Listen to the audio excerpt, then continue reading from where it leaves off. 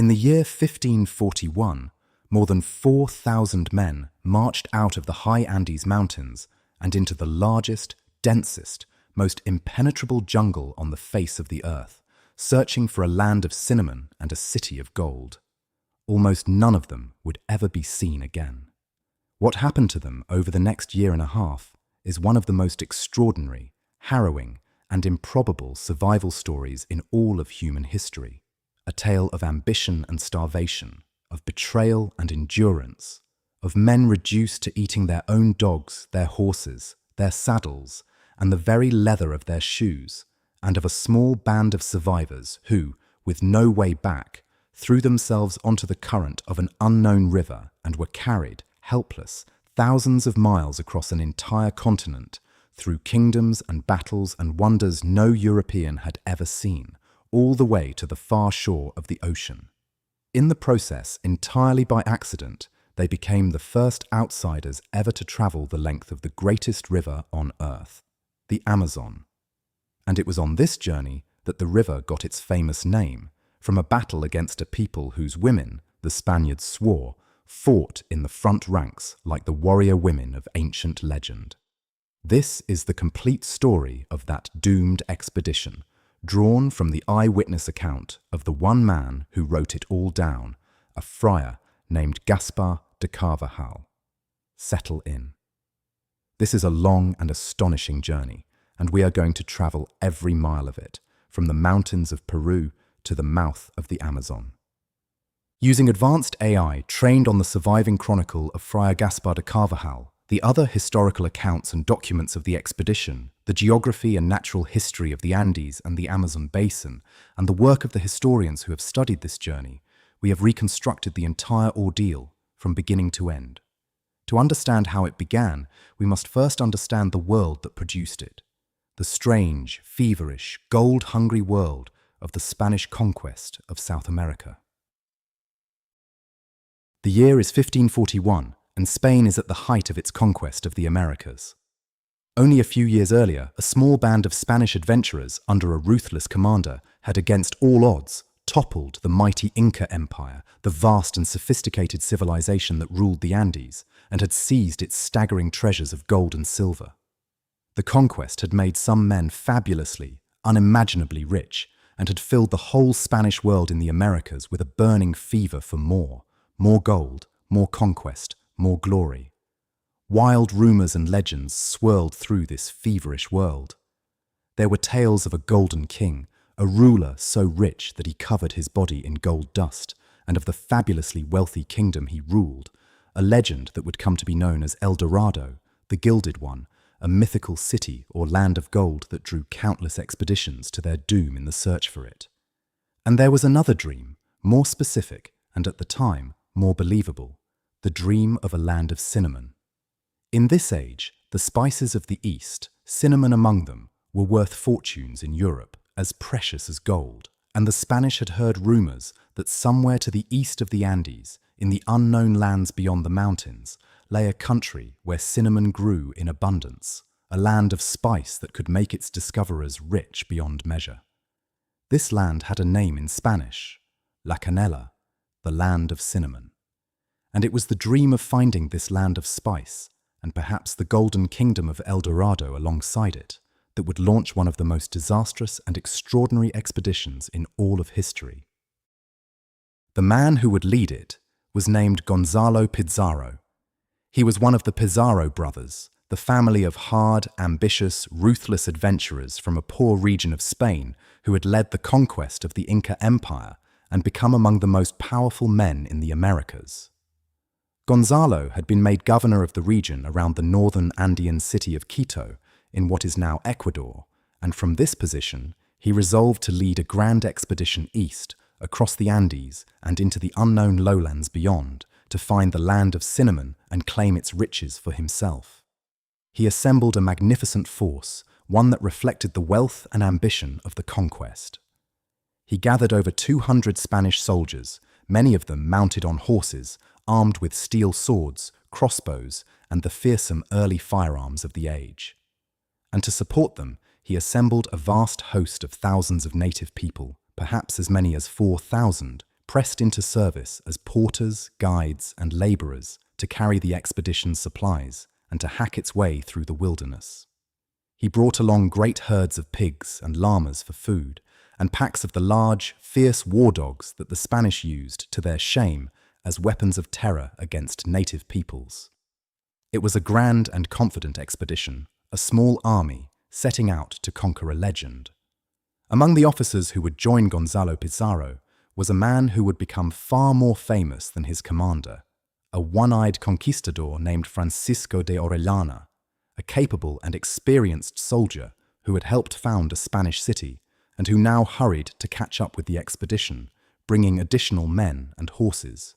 And accompanying the expedition, to see to the souls of the men and the conversion of any peoples they encountered, was a Dominican friar named Gaspar de Carvajal, the man whose written account would preserve this whole astonishing story for all time.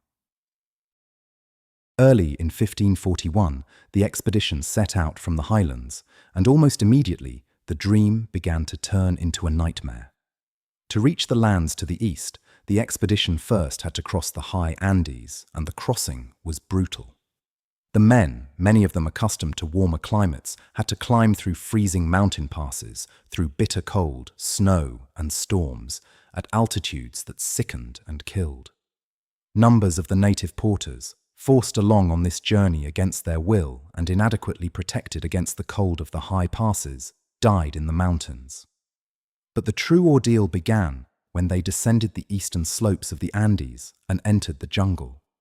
For beyond the mountains lay not a land of cinnamon and gold, but the western edge of the Amazon rainforest, a vast, dense, dripping, impenetrable green world, unlike anything the Spanish had ever encountered, and utterly hostile to their army and its ambitions.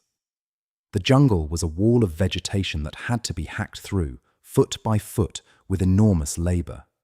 It was hot, humid, and swarming with insects that tormented the men day and night. It was crossed by countless rivers and streams, swollen by relentless rain that had to be forded or bridged at great cost and danger. The rains fell for days and weeks on end, soaking everything, rotting clothing and equipment, breeding disease. The men sickened with fevers and jungle illnesses. The going was agonizingly slow, the expedition crawling through the green hell at a pace of a few miserable miles a day, its grand army dissolving, day by day, into a column of exhausted, sick, and increasingly desperate men. And they did find cinnamon, but it brought them no joy. Deep in the jungle, the expedition did encounter trees whose bark and leaves yielded a cinnamon-like spice, the fabled cinnamon they had come so far to find. But it was a bitter discovery. The cinnamon trees did not grow in vast, harvestable, profitable groves as the legend had promised, but were scattered thinly through the endless jungle, of no commercial value whatsoever, impossible to gather or exploit in any way that could justify the horror of the journey. The land of cinnamon, the dream that had launched the whole expedition, turned out to be a cruel illusion. A few scattered trees in an infinite green wilderness, worth nothing, offering no reward for all the suffering endured to reach them. The dream of El Dorado fared no better. There was no golden kingdom, no city of gold, only more jungle stretching endlessly in every direction. Gonzalo Pizarro, enraged and desperate, is said to have tortured local native people for information about the riches he was certain must lie somewhere ahead. But there was nothing to tell. The legends were empty. And now the expedition was in terrible trouble. It had marched deep into an unknown and hostile wilderness, its numbers dwindling, its supplies running low, its animals dying or eaten, in pursuit of a dream that had proven false, with no easy way back the way it had come. As the expedition pushed on, ever deeper into the wilderness, hoping against hope to find rich populated lands ahead, the spectre of starvation rose up to haunt it. The supplies they had carried were exhausted. The herds of pigs and llamas had been eaten. The jungle, for all its overwhelming abundance of life, offered the starving Spaniards little they knew how to eat, and they lacked the knowledge of the native peoples who could survive in it. The men grew hungry, then desperate, then began to starve. They ate their remaining animals. They ate the fierce war dogs they had brought. They ate their horses, the precious, valuable horses that were the pride and the power of a conquistador, killed and eaten one by one as the hunger deepened. And when the horses were gone, they ate their saddles and their harnesses, boiling the leather to make it edible. They ate the leather of their shoes and belts. They ate roots and herbs, unknown jungle plants, some of which sickened and poisoned them. The great proud expedition had been reduced to a starving, ragged band of skeletons, dressed in rotting clothes, tormented by insects and disease, dying by the day, lost in an endless jungle, with no gold, no cinnamon, and no way home. It was in this desperate condition that the expedition reached a great river and conceived the plan that would split it in two and lead to the astonishing journey to come. The starving expedition had reached the banks of a substantial river, a tributary that fed, though they did not yet know it, into the vast river system of the Amazon. And here, in their desperation, they made a plan. They would build a boat. With enormous effort, the starving men constructed a small ship, a brigantine from the timber of the jungle, using the nails from the shoes of their dead horses and whatever materials they could scavenge, a remarkable feat of improvisation by exhausted, half-dead men. The plan was this: the main body of the expedition, under Gonzalo Pizarro, would continue struggling along the riverbank on foot, while a smaller detachment would take the boat and travel ahead downstream, faster, to search for food, for populated and fertile lands where they might find provisions, and then return or send back supplies to save the starving main party. To lead this advance party, Gonzalo Pizarro chose his lieutenant, the one-eyed captain Francisco de Orellana. Around 50 men were chosen to go with Orellana in the boat and the accompanying canoes, and among them went the friar, Gaspar de Carvajal. Late in the year, the boat pushed off from the riverbank and was carried away downstream by the current, leaving Gonzalo Pizarro and the main body of the expedition behind on the shore. The two groups did not know it, but they would never see each other again. This moment, the parting on the riverbank, was the fork in the road from which two utterly different fates would unfold, one leading to a long, bitter, failed retreat, and the other to one of the greatest journeys of exploration in human history. Orellana and his 50 men, carried swiftly downstream by the powerful current, travelled for days, searching for the food they had been sent to find. But they found little. The lands along this stretch of river were not the rich, populated country they had hoped for, and the food they discovered was meagre, not nearly enough to carry back upstream to save the hundreds of starving men behind them. And now they faced a terrible problem. They had travelled far downstream, carried easily by the current, but to return to Gonzalo Pizarro and the main party, they would have to travel back upstream against that same powerful current through the jungle in their heavy boat, and this, the men judged, was simply impossible. The current was too strong, the distance too great, the men too weak and starving to row a boat back up the river for days on end against the flow. To attempt to return would be to die. And so Orellana and his men faced an agonizing decision, one that would later be the subject of bitter accusation and dispute. They decided that they could not go back. The only way to survive was to continue downstream, to follow the river wherever it led, in the hope that it would eventually carry them to safety, to the sea, to some known part of the Spanish world. There has been debate ever since about whether this was a reasonable decision forced by impossible circumstances, or an act of betrayal and abandonment of the men left behind. Orellana's own men and the friar Carvajal would insist that returning was genuinely impossible, that they had no choice, and that they even sent a few men back on foot to try to carry word to Pizarro, men who were never heard from again. Gonzalo Pizarro, when he eventually learned what had happened, would furiously accuse Orellana of treachery and desertion. Whatever the truth of their intentions, the practical reality was clear. Orellana and his 50 men were now committed to following an unknown river into the unknown, with no way back, and no idea where it would take them or how long it would take to get there. Let us pause here to consider what these 50 men were facing, for it is almost beyond comprehension. They were a tiny band of around 50 starving, sick, exhausted men in a single improvised boat and a few canoes. They were somewhere in the interior of South America, on a river whose course, length, and destination were completely unknown to them. They did not know that they were on a tributary of the largest river in the world.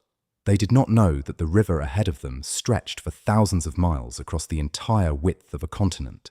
They did not know what peoples, dangers, or wonders lay ahead. They did not know if the river would ever reach the sea or where. They had no maps, for no European had ever been here. They had few supplies and no reliable source of food.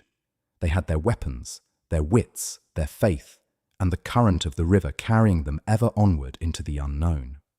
And they had the Friar Carvajal, who remarkably, amid all this danger and hardship, kept a record, noting the days, the places, the peoples, and the events of the journey, creating the eyewitness account that is our window into this extraordinary voyage.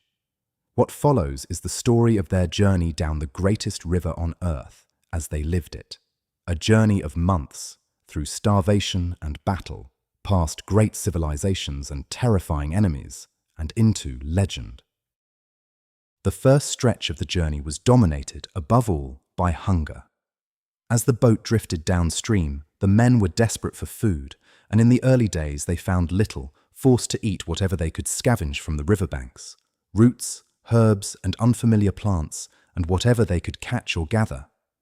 They grew weaker and weaker, and some of the men died of hunger and hardship in these early days, their bodies committed to the river. The friar recorded their suffering, the men so hungry they ate anything they could find, boiling leather, chewing on plants, growing gaunt and sick. But then, as the river carried them onward, they began to encounter the peoples of the river, and their fortunes and their dangers changed. For the banks of this great river, far from being empty wilderness, turned out to be surprisingly populated. This is one of the most historically important aspects of Carvajal's account. He described a river valley that was, in many places, densely inhabited, with villages and settlements strung along the banks, with cultivated fields, with populous communities, with what he described as large and well-organized societies. For a long time, historians doubted these descriptions, believing the Amazon could never have supported such large populations, and dismissing Carvajal's account as exaggeration. But modern archaeology has increasingly suggested that the pre-contact Amazon was, in fact, home to far larger and more complex societies than was once believed, lending new credibility to the friar's astonishing descriptions of a crowded, cultivated, populous river world. These peoples of the river would be, in turn, the expedition's salvation and its greatest danger, sometimes offering food and hospitality, sometimes meeting the intruders with overwhelming hostility and war. The first friendly encounter saved their lives. After the desperate early days of starvation, the expedition came to a settlement whose people, at first cautious, received them peaceably and, crucially, gave them food. For the starving Spaniards, this was salvation. They were given provisions, meat and fish, and the staple foods of the river peoples, and they ate and recovered some of their strength. Orellana, who had a gift for languages, worked to communicate with the river peoples, learning something of their tongues, and used diplomacy where he could to secure food and safe passage. At one such friendly place, the expedition paused for a time to do something essential, to build a second, larger, sturdier boat. The men, including those with skills in shipbuilding and ironworking, labored to construct a proper brigantine, forging nails from whatever metal they could find, cutting and shaping timber, building a vessel that would be more capable of the long journey and, eventually, of surviving on the open sea. Now the expedition had two boats, the smaller original vessel and the new, larger brigantine in which to continue their journey. Refreshed, resupplied, and better equipped, they pushed on down the ever-widening river. But the peaceful encounters would not last, and ahead lay powerful and warlike peoples who would meet the strangers not with food, but with fleets of war canoes and clouds of arrows. As the expedition traveled downstream, the river grew steadily larger, swollen by countless tributaries, until it became a vast, mighty flood of water, so wide in places that the men could scarcely see the far bank, an inland sea of fresh water rolling through the endless jungle. And along this great river, they encountered powerful and populous nations, some of whom were determined to destroy the intruders. The expedition came into the territory of a powerful people whose lands were densely populated and well organized, and here they met fierce resistance. Fleets of war canoes, filled with warriors, came out onto the river to attack the Spanish boats, and great masses of warriors gathered on the banks. The battles that followed were desperate and dangerous. The warriors of the river attacked with showers of arrows and darts, and the Spaniards crowded into their two boats, fought back with their crossbows and their firearms, whose noise and lethal power were terrifying and unfamiliar to peoples who had never encountered such weapons. The Friar Carvajal describes fierce fighting, the boats surrounded by hostile canoes, arrows raining down, the Spaniards struggling to fight off overwhelming numbers while keeping their vessels moving downstream and out of danger. The Spanish firearms and crossbows gave them a crucial advantage, allowing a small number of men to hold off far larger forces, but the danger was constant and real, and the expedition had to fight its way, again and again, past hostile nations determined to stop them. Through some settlements, they had to fight simply to seize the food they needed to survive, storming villages to take provisions, an act of desperation that made new enemies at every turn.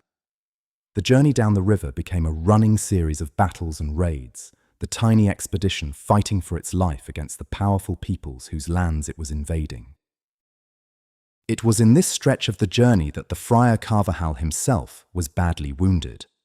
In one of the fierce battles along the river, an arrow struck the friar, and he lost an eye, a grievous wound that he endured, along with all the other hardships of the journey, continuing to write his account and to minister to the men even after this maiming. Other men were wounded and killed in these battles. The expedition was under constant strain, fighting off attacks, seizing food where they could, struggling against the dangers of the river itself, its currents, the Iliad story, its rapids and places, its sheer overwhelming size, and enduring the endless torments of the jungle environment, the heat, the insects, the disease, the exhaustion. And yet, incredibly, they kept going. Day after day, week after week, the two battered boats pressed on down the great river, carrying their band of ragged, wounded, half-starved survivors ever onward toward a destination they could only hope existed. The friar recorded it all, the peoples they met, friendly and hostile, the battles, the strange sights of the river world, the customs and appearances of the river nations, the wonders and terrors of the greatest river any European had ever seen. His account is not only a survival story, but one of the earliest and most valuable descriptions ever made of the Amazon and its peoples before the coming of the wider European world would change them forever. Before we come to the famous battle that named the river, it is worth pausing to travel for a while through the world that these men were passing through, for it was a world unlike anything any of them had ever imagined, and the friar's account gives us a vivid window into it. The river they travelled was not a single stream, but a living, breathing world of water, so vast in places that it seemed less a river than a moving sea. The great flood rolled through an endless expanse of forest so thick and so tall that it formed a green wall along the banks, a canopy of trees rising high overhead, tangled with vines, dripping with rain and mist, alive with the calls of unseen creatures. The men passed floating islands of matted vegetation drifting on the current. They saw the river branching into countless channels around innumerable islands, a maze of water and jungle stretching in every direction. The wildlife was astonishing and often terrifying to European eyes. The waters teemed with fish of every kind, some of them strange and enormous, a vital source of the food that sometimes kept the men alive. There were great river creatures, turtles that the river peoples farmed and kept in pens as a living larder, providing meat and eggs. There were serpents of prodigious size, and the caimans, the great river reptiles, lurking in the shallows. The forest and the air swarmed with life, brilliantly coloured birds, monkeys in the trees, and always, endlessly, the insects, the clouds of biting, stinging, disease-bearing insects that tormented the men without respite, day and night, one of the constant miseries of the entire journey. The heat was oppressive, the humidity total, the rain frequent and drenching. It was a world of overwhelming, teeming, dangerous abundance, beautiful and deadly at once, and the men passed through it as tiny, fragile intruders, utterly at its mercy. And the river was inhabited, far more densely than later ages would believe. And this is one of the most important legacies of the whole account. As the expedition travelled, the friar recorded passing province after province, people after people, along the banks of the great river. He described long stretches where the settlements were so numerous that one village was scarcely out of sight before the next appeared, populous communities strung along the water for great distances. He described large towns, well-ordered and substantial, with roads leading inland, with plazas, with what appeared to be temples or important buildings. He described cultivated land, fields and plantations providing abundant food, orchards and farms that fed large populations. He described fine pottery of remarkable quality, which he compared favourably to the best made anywhere, and other signs of sophisticated craftsmanship and organised society. He described powerful chiefs and lords who commanded the obedience of many people and could field great numbers of warriors and fleets of canoes.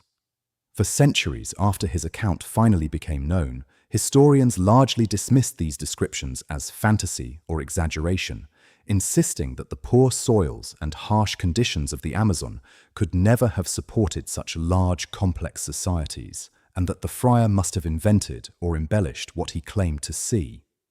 But in more recent times, the tide of scholarly opinion has turned dramatically.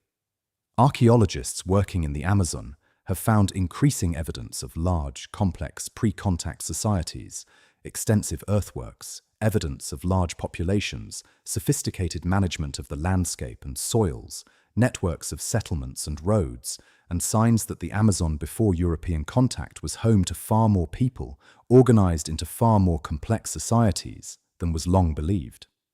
Carvajal's account, once dismissed as a tall tale, is now seen by many as a precious eyewitness record of these vanished Amazonian civilizations, societies that would soon be devastated, in the generations after his passage, by the diseases and disruptions that European contact brought, collapsing and disappearing so completely that later travelers found only sparse populations in the jungle and concluded that the river had always been a near-empty wilderness. The friar may have been one of the very few outsiders ever to see the crowded, cultivated, populous world of the Amazon River peoples at its height, just before it was swept away, and his account may be their last surviving testimony.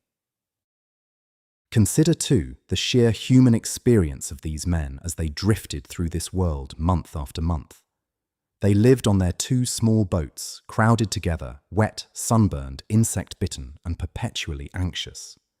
They never knew, from one bend of the river to the next, whether they would find a people who would feed them or a people who would attack them.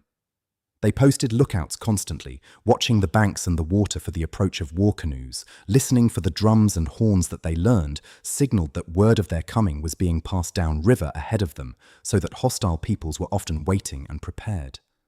They rationed what little food they had, and suffered agonies of hunger when they could find none. They tended their wounded and buried their dead. They repaired their boats, patched their sails, and forged what they needed from scraps of metal. They prayed, led by the friar, clinging to their faith as one of the few comforts in a world of overwhelming danger and strangeness. They endured the psychological ordeal of being utterly lost, cut off from everything they knew, with no map, no certainty, no way home, dependent entirely on a river that carried them ever onward toward an unknown fate. That they held together at all, that they maintained discipline, kept building and repairing their boats, kept fighting and surviving month after month through all of this, is itself a remarkable testament to human endurance and to the leadership that held the little band together. Every single day was a struggle to survive, and every day they survived carried them further into history. And then, in the summer of the second year of their ordeal, the expedition had the encounter that would give the great river its immortal name. They came into the territory of a powerful people, and here, in a fierce battle along the river, the Spaniards saw something that astonished and terrified them. Among the warriors attacking them, fighting in the front ranks, leading and driving on the men, were women. The Friar Carvajal described them vividly: tall, powerful, and fierce female warriors, fighting with bows and arrows, more formidable than the men, so brave and so deadly that they fought at the very front of the battle. He wrote that these women warriors fought so courageously that the male warriors dared not turn and flee, and that any man who did try to retreat was killed by the women themselves, so that the presence of these fearsome women was the reason the enemy fought so hard and so long. He described them shooting so many arrows into the Spanish boats that the vessels looked, he said, like porcupines, bristling with arrows. To the Spanish, steeped in the classical legends of ancient Greece and Rome, this was an electrifying sight. For the ancient legends told of the Amazons, a fabled nation of warrior women, fierce and independent, who lived apart from men and fought as fearsome warriors. And now, here, on this unknown river at the far edge of the world, the Spaniards believed they had encountered these very warrior women in the flesh. Orellana questioned a captive about these women and was told tales of a nation of women warriors who lived in their own settlements, rich and powerful, a story that, whether truth, misunderstanding, or embellishment, confirmed for the Spaniards that they had found the legendary Amazons. And so, from this astonishing encounter, the great river received the name by which it would be known forever after: the River of the Amazons. The Amazon. Who were these warrior women, really? It is one of the great, enduring mysteries of the expedition. The women warriors described by Carvajal were never clearly identified or encountered again, and their true nature has been debated ever since. Some have suggested that the friar and the terrified Spaniards, primed by their classical education to see Amazons, misinterpreted what they saw. Perhaps women who did indeed fight alongside their men in the defense of their homes, as women have in many cultures, exaggerated and reshaped in the retelling into the legendary Amazons of myth. Some have suggested the warriors may have been men whose appearance, with long hair, was misread.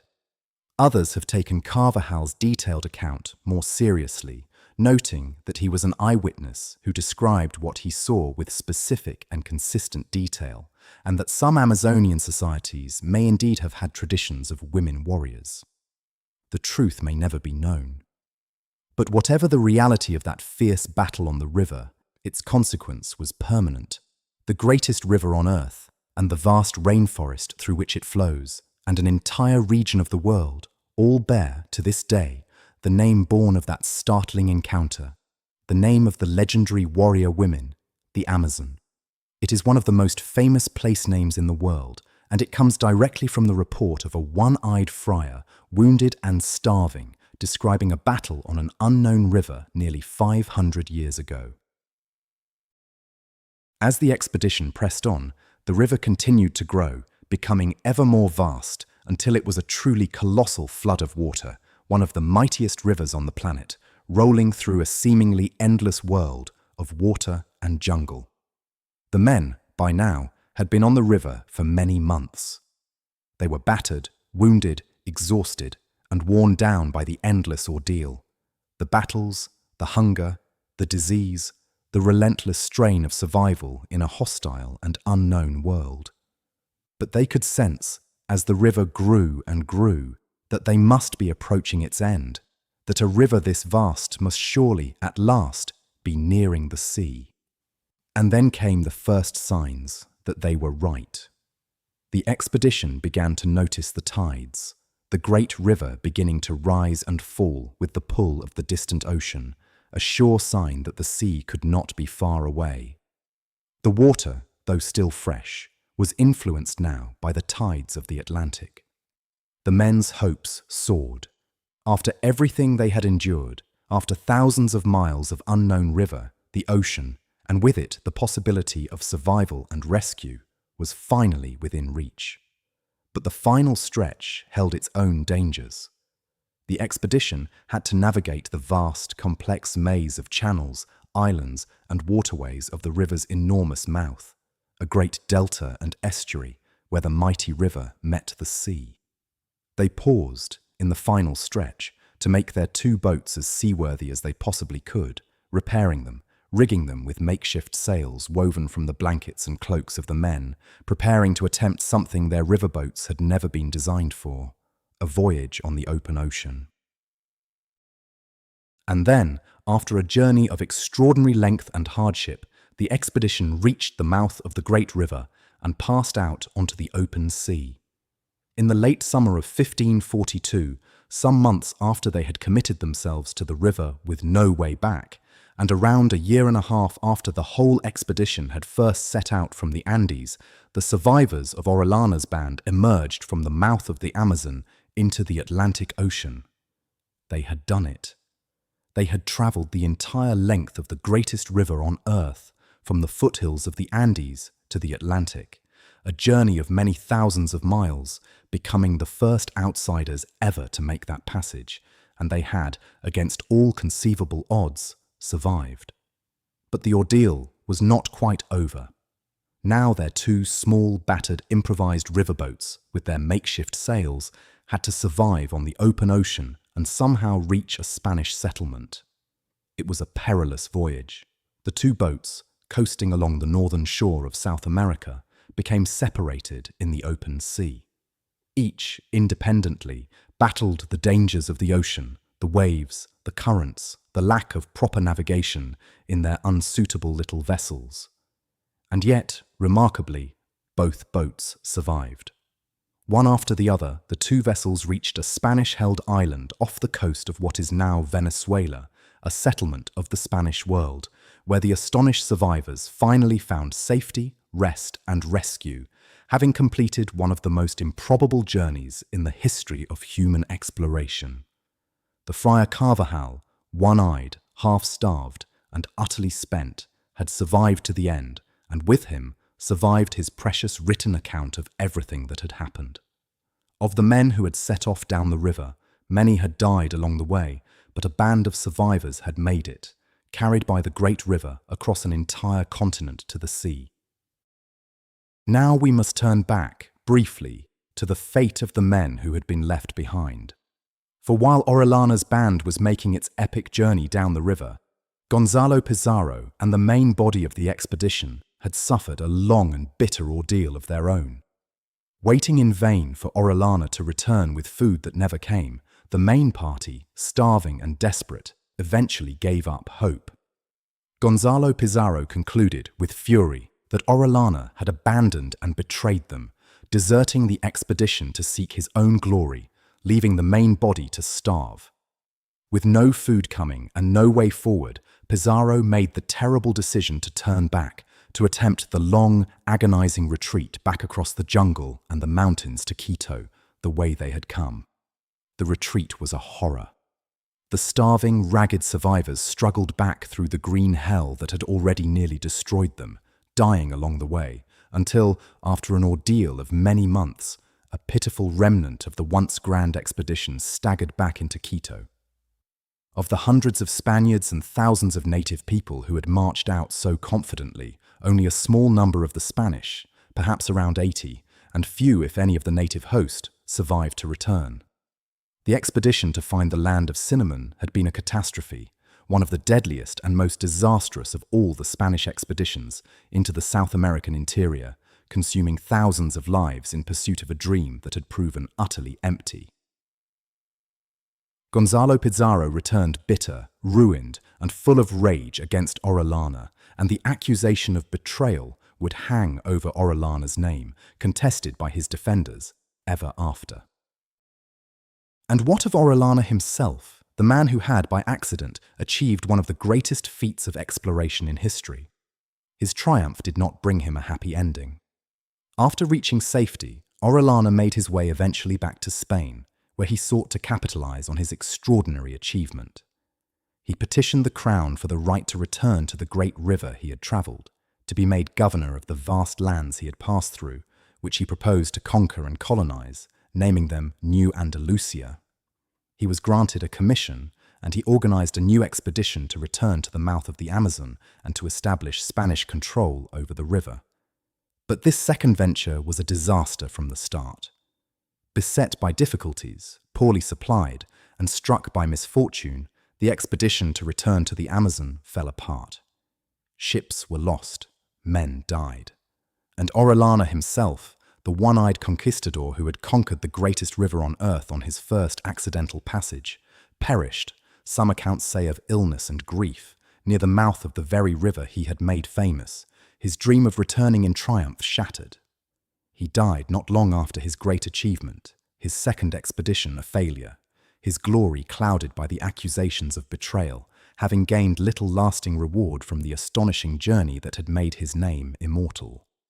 The Friar Carvajal, by contrast, lived on for many years, continuing his life in the church in the Americas, and it is thanks to his survival and his written account that the whole story was preserved for posterity, though his chronicle itself would remain obscure and largely unpublished for a very long time before finally being given to the world. There is a strange and fitting epilogue to this story concerning the very account on which so much of our knowledge depends, and the deadly dream that had launched the whole disaster in the first place. Consider first the fate of the friar's chronicle. Gaspar de Carvajal had done something extraordinary. Through starvation, battle, the loss of an eye, and thousands of miles of unknown river, he had kept a written record of everything, creating the single most important eyewitness account of the first descent of the Amazon. And yet, for a very long time, his account was almost lost to history. It was not published or widely known for centuries. His original manuscript and the copies of it languished in obscurity, known only in fragments and second-hand references, while the memory of the expedition faded and its details grew confused. It was only much later, through the diligent work of scholars who tracked down and studied the surviving manuscripts, that Carvajal's full account was finally brought to light and published, allowing the world at last to read the friar's own words about the astonishing journey. Without that recovery, one of the greatest exploration stories in history might have remained a dim and doubtful rumor. The account has its complications, of course. Carvajal wrote as a participant with his own perspective and his own loyalties, concerned in part with defending Orellana and the expedition against the accusations of betrayal that Gonzalo Pizarro had leveled. His descriptions of the peoples, the battles, and above all the warrior women must be read with the awareness that he was a 16th century European friar, interpreting an utterly alien world through the lens of his own beliefs, his classical learning, and his religion. But for all that, his account remains an irreplaceable treasure, a vivid, detailed, largely consistent eyewitness record of a world that was about to vanish, written by a man who saw it with his own remaining eye and lived to tell of it. And consider the dream that started it all, the dream that would not die. The expedition had gone in search of the land of cinnamon and of El Dorado, the Golden King, the Kingdom of Gold. It had found neither. It had proven, at the cost of thousands of lives, that these things were not where the legends said they were. And yet the dream of El Dorado did not die with Gonzalo Pizarro's ruined expedition. Far from it. The legend of the Golden Kingdom, hidden somewhere in the vast, unexplored interior of South America, would haunt and lure Europeans for generations to come. Expedition after expedition would plunge into the jungles and mountains and rivers of the continent in search of El Dorado, and expedition after expedition would meet with disaster, disappointment, and death. The very river that Orellana had travelled, with its rumours of rich kingdoms and of the wealthy nation of warrior women, became woven into the legend, drawing later adventurers to seek fabulous cities of gold hidden along its banks or in the jungles beyond.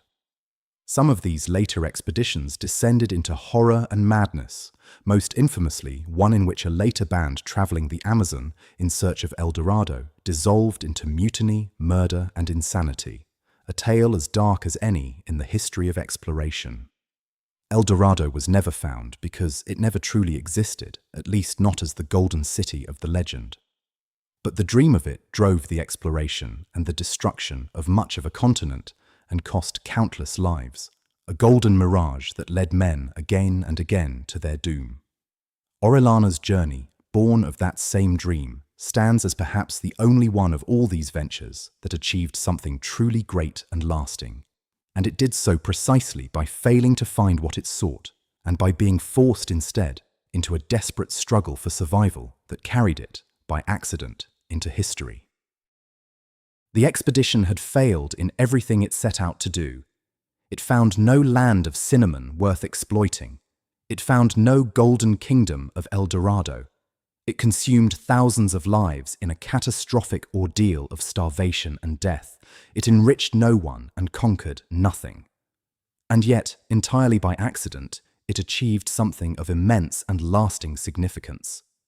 Orellana and his band had become the first outsiders ever to travel the length of the Amazon, the greatest river on Earth, revealing to the wider world, for the first time, the existence and the scale of this colossal river and the vast, dense, mysterious rainforest through which it flows. They gave the river its enduring name, born of the friar's account of the warrior women, a name that now graces the greatest river, the greatest rainforest, and one of the great regions of the entire planet. And in the Friar Carvajal's chronicle, they left one of the earliest and most valuable eyewitness descriptions of the Amazon and its peoples, a document whose descriptions of populous, organized societies along the river, long doubted, are now helping to reshape our understanding of the pre-contact Amazon, suggesting that this seemingly wild wilderness was once home to far greater and more complex human societies than was ever believed. The journey stands as one of the most extraordinary feats of survival and accidental exploration in all of human history. A tiny band of doomed men, starving and lost, with no way back, throwing themselves onto the current of an unknown river and being carried through battle and wonder and unimaginable hardship across an entire continent to the sea. They set out to find cinnamon and gold and found neither. Instead, they found the Amazon. That was the story of the doomed expedition that accidentally discovered the Amazon in the years 1541 and 1542. It began as a grand and confident quest, more than 4,000 strong, marching out of the Andes in search of a legendary land of cinnamon and a mythical kingdom of gold, led by the ambitious conquistador Gonzalo Pizarro. It descended into a nightmare of jungle, rain, disease, and starvation, in which the great expedition was reduced to a band of skeletons eating their dogs, their horses, their saddles, and their shoes. And it split in two on the bank of an unknown river, with one party, under the one-eyed captain Francisco de Orellana and accompanied by the friar Gaspar de Carvajal, carried away downstream with no way back, to make one of the most astonishing journeys in the history of the world. Thousands of miles down the greatest river on earth, through starvation and battle, past populous river kingdoms, through the fierce fight against the warrior women who gave the river its immortal name, all the way to the open ocean, and at last, to safety. It was a journey of ambition and disaster, of endurance almost beyond belief, and of accidental, world-changing discovery. The men who made it gained little for themselves. Orellana died soon after, his glory clouded, and his second expedition a ruin. Gonzalo Pizarro returned to catastrophe and bitterness. Thousands died for nothing. But the river remained, and its name remained, and the account of the one-eyed friar remained, preserving forever the memory of that incredible passage down the river of the Amazons. They had gone looking for cinnamon and gold, and found only suffering and death. And yet their names are remembered 500 years later because in their desperate struggle simply to survive, they became the first to travel the length of the mightiest river on Earth and carried its story and its name out of the green heart of a continent and into the memory of the world. The Amazon, the river of the warrior women, the river that swallowed an expedition and gave in return one of the greatest survival stories ever told.